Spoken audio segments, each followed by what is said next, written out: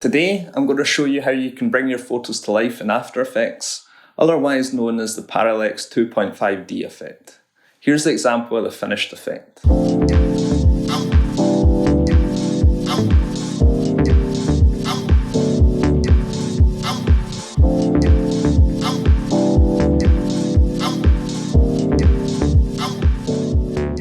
I'm going to be using this photo of me and two of my friends at Primavera Festival in Barcelona from quite a few years ago. This photo was taken with this old beaten up film camera, so there's lots of flaring and imperfections, but I think it adds so much character to the photo. I wanted to show you how to do this effect using this photo, as most tutorials use really high resolution digital photos, and I wanted to show that this effect is possible with pretty much any photo. That is with one caveat. The simpler the background, the easier the effect is to do. I'm going to start out in Photoshop so I can separate the three of us from the background so that there's a layer for each of us and the background to manipulate as we please.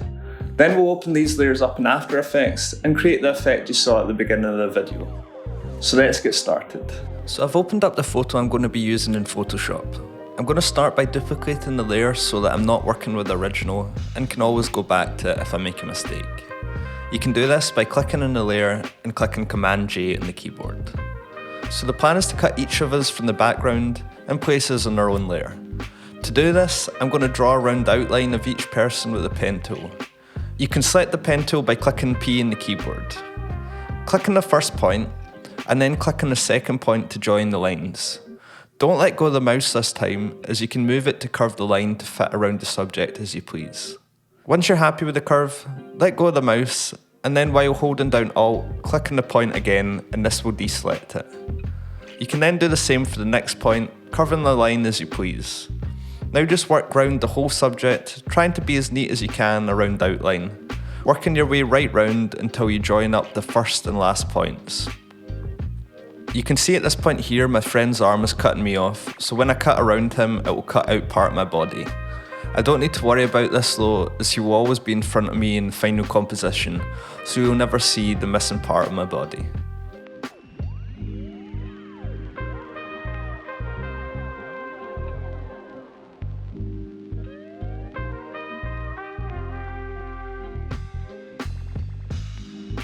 Okay, so now I've completely drawn round the subject, joining the last point to the first point. I now need to turn this into a selection. So if you right click and drop down to make selection, and change the feather radius to about 0.5 or 1 pixel to smooth out your lines a bit, then hit OK.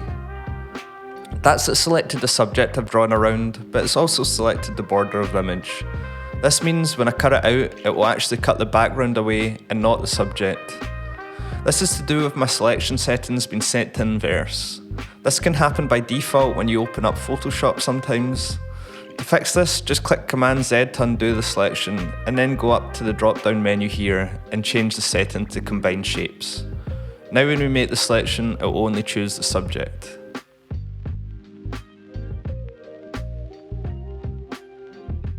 So now if we click Command X, we can remove them from the image. Now create a new layer and click Command V to paste your cutout onto the new layer. If it's moved to a new place, just drag it back into position.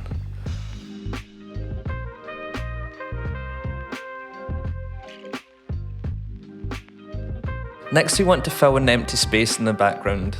So while the new layer is selected, go up to Select in the top menu and drop down to Load Selection and click OK. This will reload our last selection.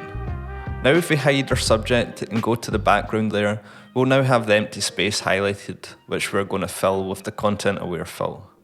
But first we need to expand the selected area a bit to make sure it's totally filled.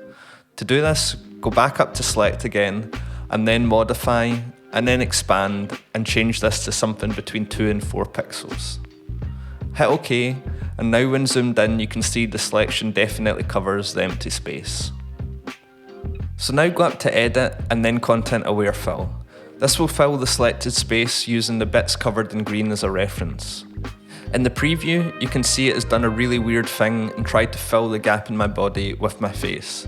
I'm just going to paint out the green covering me in the reference, as I want the source just to be the background, and that missing part of me doesn't matter. As I said earlier, my friend's arm will always be covering it. To paint away, hold down Alt while painting and then hit OK.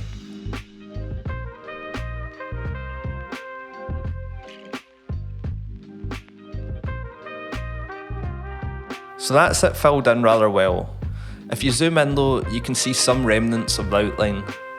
Now this shouldn't matter too much in the final video, as the subjects will be added back in and they'll cover this. But I'm going to tidy it up a bit anyway. To do this, select the clone stamp by clicking S on the keyboard. Then while holding down Alt, select an area you want to sample from. Let go of Alt and then just paint over the bits you want covered. This will just copy the sampled area, but should be fine for this type of thing. Just work your way around the visible outline, sampling a new area for each part. I'm just choosing the area right next to the bit I want to hide.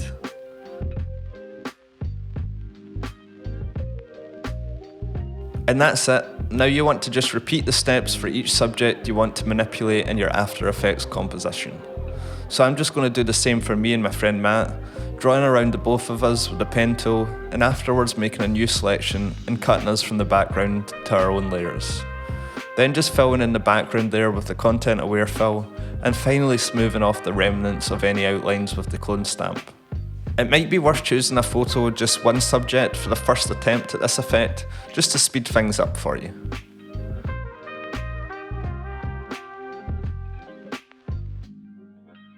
And there it is. I now have 3 separate layers for each person and a layer for the background. I'm going to rename the layers so it's really clear which one is which when I open them up in After Effects. Then I'm just going to tidy up the background a wee bit more using the clone stamp.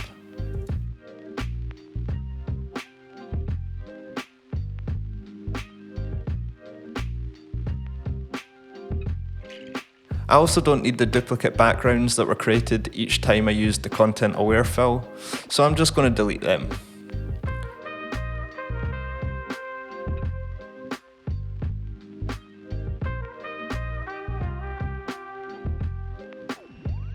Now just save your project somewhere on your hard drive and close down Photoshop and open up After Effects.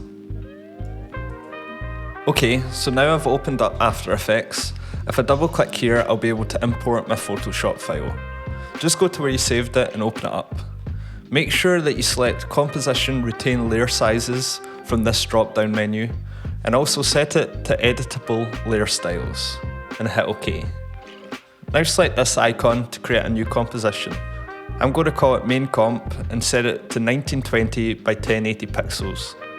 I'm going to leave the frame rate at 30 and change the duration to 16 seconds and hit OK. Now I'm going to drag my Photoshop composition into a new composition, and that's all the work I'm going to do in the main comp just now. Most of the work will be done in the Photoshop composition, so I'm just going to double click that to select it. You can see that each of the layers I created in Photoshop has its own timeline, and I can hide them and move them independently of each other just like you can in Photoshop. I'm going to delete the original photo layer as I won't use it. Now the first thing I want to do is make each of these layers 3D. To do this, hit the toggle switches button until this view is shown. Then just select each of the boxes under the 3D cube to make each layer 3D. Next we need to add a camera to the composition. Right click and go to New and then down to Camera. You can just leave these settings as they are and hit OK. So now we have a camera that we can move around in 3D space, but before we do that, I'm just going to change the length of the current composition. I want this to be half the time of my main comp. So if you go up to it in the menu and right click, and then select Composition Settings, I'm going to change the length to 8 seconds. Now go over to the camera menu and change it from 1 view to 2 views horizontal. This now shows us where each of our layers is positioned in the Z axis. So let's move our background further back. Select the background layer and then hit P on the keyboard for position. Change the Z axis to something like 2000. Now you see this has pushed it way back. Now I'm going to do the same for the 3 of us. Adam is the closest to the camera, so I'm going to set his position to -1000. Hit P to get position again and change the Z amount. I'll put myself behind him at about -600 and Matt slightly ahead of me at about -700. Now I need to rescale everything to look right. Go to the background layer and hit S on the keyboard for scale, and increase the percentage until it covers the workspace. Then I'm going to select each of the subject layers by holding down Shift and clicking in each of them. Then I'm going to click S to bring up their scale. I'm going to scale them down until it looks right. About 70% looks good. Now I'm just going to move each of us back into shot by just clicking and dragging them, making sure to position that hole in my side directly behind the layer in front.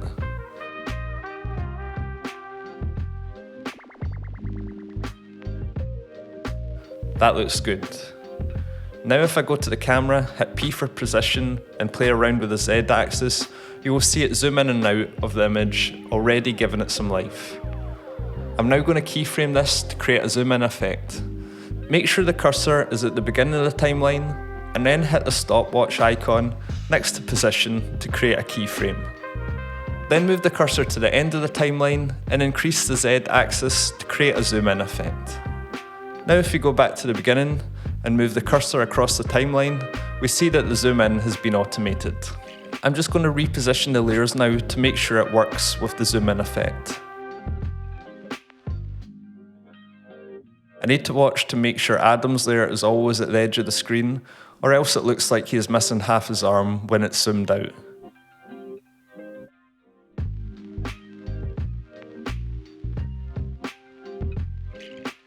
That's better, and I'm just going to tweak the camera zoom a wee bit too. That will do it. Now I'm going to add some stock footage I have of red smoke to add texture and merge with the light flares that are going on in the original photo. I'll drag that onto the top of the composition so it's in front of every other layer.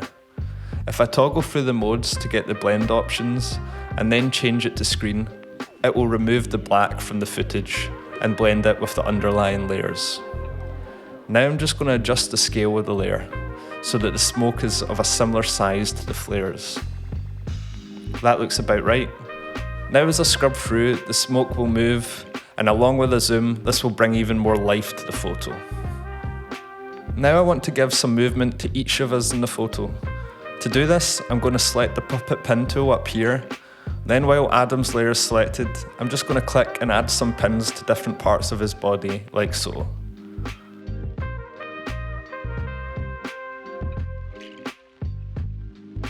Now if I move to the end of the timeline, I can select these pins and move them to a new place. The movement depends on the relationship of each of the pins, so try and place them at the beginning and end of the limbs. Now if I scrub through the timeline, you can see that movement.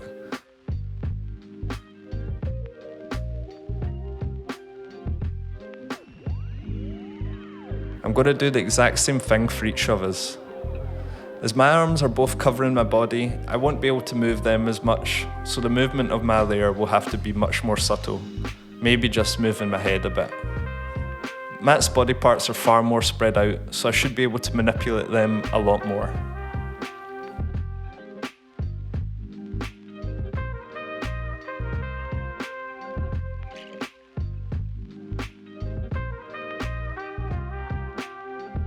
That looks good. Now move over to the main comp. This will have all these changes in there as I put the Photoshop composition within this at the beginning. Scrubbing through, you'll see all the movements. It's rendering quite slowly, so I'm going to go back and turn off the smoke layer for a second, as this should help with render times. Yeah, there you go. Now I just need to scale it up to fit the 1920 by 1080 composition. Hit S for scale and just scale up the Photoshop composition. Now I want it to zoom out after the zoom in is complete. To do this, I'm going to select the comp and duplicate it by clicking Command D. I'm then going to move the top layer over in the timeline to begin at the end of the original. Then if I right click here and go to time and then time reverse layer, this will reverse the composition, zooming back out and reversing the movement of the puppet pins. That's why we set this composition to double the length of the Photoshop composition at the beginning. Now if I go back to the Photoshop one and turn on the smoke, and return to the main comp. That's it all done and ready to go. I'll just render that out and add some music and let you see the final result.